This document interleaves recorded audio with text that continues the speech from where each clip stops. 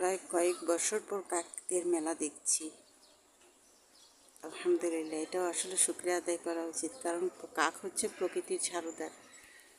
আজকাল তো সেই কাককে দেখাই যায় না।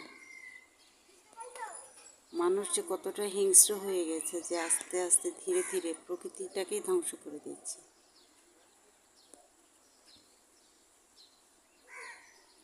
যে কাকের ডাকে কান ঝালাপালা হয়ে যেত, মানুষ অতিষ্ঠ হয়ে যেত, সেই কাকটা আজকে কতটা প্রয়োজন পরিবেশের জন্য, পরিবেশের ভারসাম্য রক্ষা করার জন্য। কারণ এই পশু পাখিও আমাদের পরিবেশের ভারসাম্য রক্ষা করে থাকে।